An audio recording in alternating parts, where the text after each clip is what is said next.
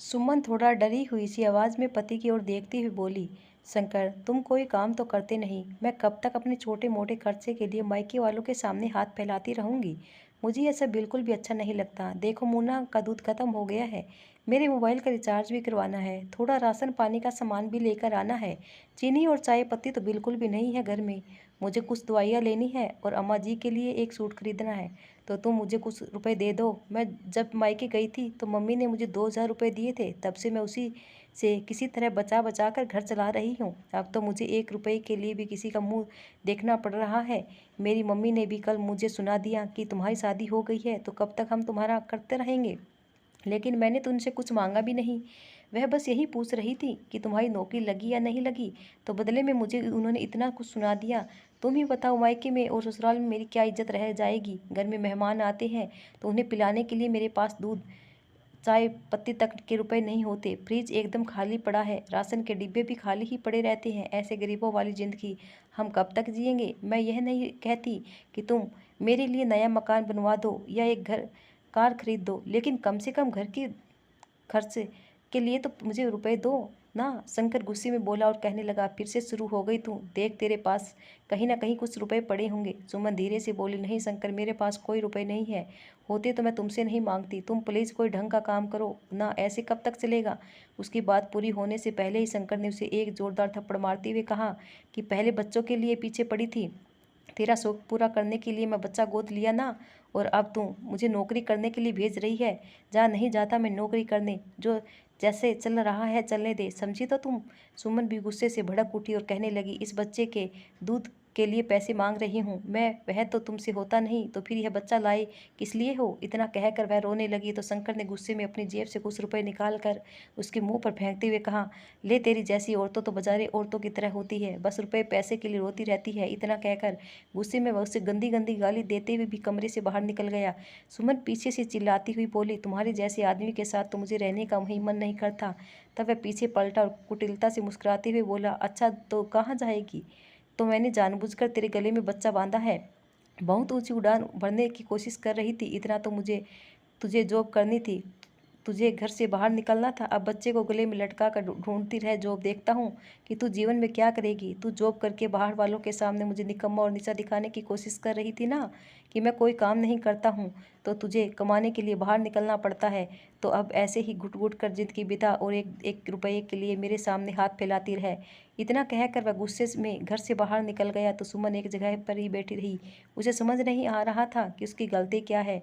जब उसकी सास शंकर से शादी शंकर से हुई थी तो वह एक प्राइवेट कंपनी में नौकरी करता था। फिर उसकी कंपनी में कुछ परेशानी आई और कंपनी वालों ने उसे निकाल दिया। उसके बाद कुछ जमा पूंजी थी, उसे से घर खर्च चलता था। शंकर को भी अब घर बैठने की आदत हो गई थी। वह दिन भर पता नहीं किस किस से फ़ोन पर बातें करता रहता था। अपनी शराबी दोस्तों के साथ शराब पीता रहता था। शायद जुआ भी खेलने लगा था, क्योंकि जब कभी जुआ में जीत जाता था तो ढेर सारी शराब लेकर घर आता था और कई कई दिनों तक शराब पीता रहता था। बीच बीच में वह कोई छोटा मोटा काम भी कर देता था, जिससे कि शराब का इंतजाम हो जाता था। घर का खर्च तो उसके सास के पेंशन से चलता था, लेकिन और भी ऊपर के बहुत सारे खर्चे होते थे, जिसके लिए सुमन मन होश कर रह जाती थी। तब उसने सोचा कि पति निकम्मा है तो क्या हुआ, मैं जॉब कर लेती हूँ। जब वह काम पर जाने लगी तब उसके पति को यह भी सहन नहीं हुआ और उसने सुमन से जॉब छोड़ने के लिए कहा। जब वह नहीं मानी तो उसने दूसरी चाल चली और उसने कहा कि मैं जॉब करता हूँ, तुम जॉब छोड़ दो। अगले दिन से ही वह काम पर जाने का दिखावा करने लगा और उसने सुमन को बार बार जॉब छोड़ने के लिए मजबूर किया। तब उसने भी काम छोड़ दिया। उनकी शादी को 7 साल हो चुके थे और सुमन मां नहीं बन पा रही थी। इसी बीच दोनों में ने जांच करवाई तो पता चला कि कमी शंकर में ही है। अपनी इसी कमी को छुपाने के लिए आए दिन वह सुमन पर हाथ उठा दिया करता था। अपने गुस्से से उसने सुमन को डरा रखा था। सुमन कोई मजबूत कदम उठाने से डरती थी, क्योंकि उसके मायके वाले भी उसे एडजस्ट करने के लिए रहने के लिए कहते थे। सुमन मायके भी जाती थी तो वहाँ पर भी उसे कोई मान सम्मान नहीं मिलता था। तब उसके पति को लेकर उससे कोसते रहते थे और कोई भी ऐसा नहीं था जो उसे छोड़ने की बात करता था। जब सुमन कहती कि मैं अपने पति को छोड़ दूंगी तो उसके पिताजी कहते कि मैं तुझे जीवन भर अपने सिर पर बिठाकर नहीं रख सकता। मुझे अपनी और बेटियों की जिंदगी की परवाह है। अगर तू अपने पति का घर छोड़कर आ गई तो फिर उनके लिए अच्छे घर से रिश्ते नहीं आएंगे। इसलिए सुमन विवश होकर पति के अत्याचार सहती रहती थी। एक दिन शंकर घर आया तो काफ़ी कुछ दिखाई दे रहा था। वह कहने लगा कि मेरे एक दोस्त के रिश्तेदारी में बहुत गरीब लोग हैं, उनके पहले से ही 3 बच्चे हैं और जब फिर से उन्हें बच्चा होने वाला है तो हम उनसे बच्चा गोद ले लेते हैं। यह सुनकर सुमन खुश हो गई, क्योंकि उसे भी बच्चा गोद लेने का मन था, लेकिन डर से कुछ बोल नहीं पाती थी। धीरे धीरे समय बीता और सुमन ने के गोद में एक प्यारा सा बेटा आ गया। वह खुश रहने लगी थी, लेकिन कुछ दिनों में शंकर ने फिर से जॉब छोड़ दी थी और वह घर में रुपए भी नहीं देता था। सास बड़ी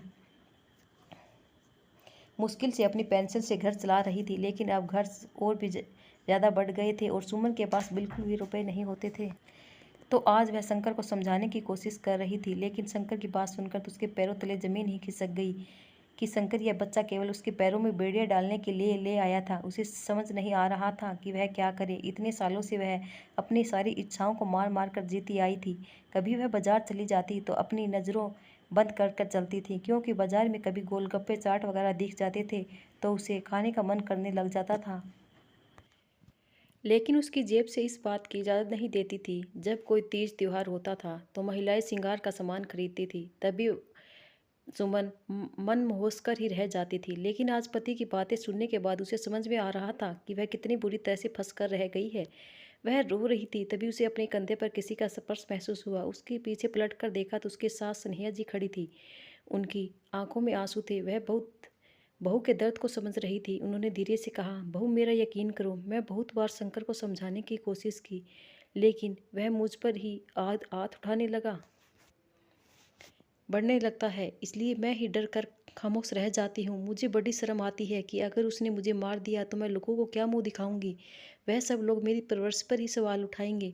इसलिए मैं शंकर को कुछ नहीं कहती, लेकिन एक औरत होने के नाते मैं तुम्हारे दर्द को समझ सकती हूँ कि शंकर तुम्हारे साथ जो भी कर रहा है वह सही नहीं है। उसे क्या लगता है कि उसने तुम्हारे पैरों में बेड़ियाँ डाल दी है। अब मुझे पेंशन मिलती है, उससे घर तो चल जाता है, लेकिन तुम भी आत्मनिर्भर बनो। वक्त कौन सा रंग दिखाए हमें नहीं पता। हमारा बेटा अभी छोटा है, आगे चलकर उसके भी 1000 सपने होंगे। रुपए पैसे नहीं होंगे तो हम उसके सपने पूरे कैसे करेंगे। हम दोनों को मिलकर शंकर को सबक सिखाना होगा। सुमन अपने आंसू पोंछ बोली, लेकिन माँ जी यह कैसे होगा। मुझे आप शंकर से कोई लगाव या प्यार नहीं रह गया है, लेकिन मैं अपनी ज़िंदगी कैसे जीऊँगी यही सोच कर यहाँ पड़ी हुई हूँ। स्नेहा जी ने उसके आंसू पोंछे वे कहा कि 2 दिन भर घर में रहता भी है तो शराब के नशे में पड़ा रहता है। इसे तो तुमसे कोई मतलब भी नहीं है, और इसे क्या लगता है कि बच्चे लाकर इसमें तेरे पैरों में बेड़ियाँ डाल दी है। लेकिन यह मत भूल बेटा कि मैं तेरे साथ हूँ। आज से मोना की देखभाल मैं कर लिया करूँगी। तुझे जहाँ जाकर नौकरी करनी है तो तू कर, और मैं देखती हूँ यह हमारा क्या बिगाड़ लेगा। सुमन अपनी सास के गले लग गई और उसने अब अगले महीने से ही एक प्राइवेट कंपनी में काम करना शुरू कर दिया। घर में रुपए पैसे आने लगे। सुमन अपने पति के आगे हाथ नहीं फैलाती थी। उसके पति को भी पता नहीं चल पाया था कि सुमन जॉब करने लगी है। घर में सब लोग खुश रहने लगे थे। सुमन अब अपने पति से कोई मतलब नहीं रखती थी, बस उसके आगे खाने की थाली डाल देती थी। उसके पति में कमी थी तो वह रात को भी उसके पास नहीं आता था। सुमन बस अपनी सास और बेटे के साथ सुकून से रहती थी। एक दिन शंकर घर आया तो काफ़ी रो रहा था। वह कहने लगा कि मेरी तबीयत ठीक नहीं है और मैं बेहोश हो गया। मेरे दोस्त मुझे डॉक्टर के पास ले गए तो पता चला कि मेरी किडनी खराब हो चुकी है और ऑपरेशन कराना पड़ेगा। इतना कहकर वह फूट फूट कर रोने लगा। उसे रोते हुए देखकर उसकी माँ बोली, देख ले बेटा, तेरे कुकर्मों का फल तो तुझे मिलना ही था। शंकर माँ के पैरों में गिर पड़ा और कहने लगा, माँ मुझे बचा लो, उसके बाद मैं कोई गलत काम नहीं करूँगा, सही तरीके से अपनी ज़िंदगी जीऊँगा। फिर वह सुमन से बोला कि मैं तुम्हारे साथ बहुत गलत किया है, शायद यह उसी की सज़ा है। सुमन धीरे से बोली, मैंने तो तुम्हें समझाने की कितनी कोशिश की थी, लेकिन तुम्हें तो अपनी खुशियों के आगे कुछ दिखाई ही नहीं देता। वह रोती हुई बोली कि मैं स्वार्थी हो गया था और शायद मुझे इसी की सज़ा मिली है। खैर सुमन के पास कुछ रुपए जमा थे और उसकी माँ ने अपने कुछ गहने बेचकर बेटे का ऑपरेशन करवाया। ऑपरेशन के बाद से जब धीरे धीरे वह स्वस्थ हो गया तब वैसे ही रास्ते पर आ चुका था। अब वह ना दूसरा पिता पीता था और ना ही अपनी पत्नी के साथ गलत व्यवहार करता था, ना ही उसे मारता पीटता था। वह काम पर भी जाने लगा था और बहुत प्यार से अपनी माँ, पत्नी और बेटे के साथ रहने लगा था। सुमन पहले की तरह जॉब करती थी और उसके साथ अब उसके सास उसके बेटे को संभालती थी। कुल मिलाकर देखा जाए तो सुमन को यही लगता था कि उसके जीवन की खुशियों के आधार उसके सास ही है। अगर मुश्किल वक्त में उसकी सास ने उसका साथ ना दिया होता तो शायद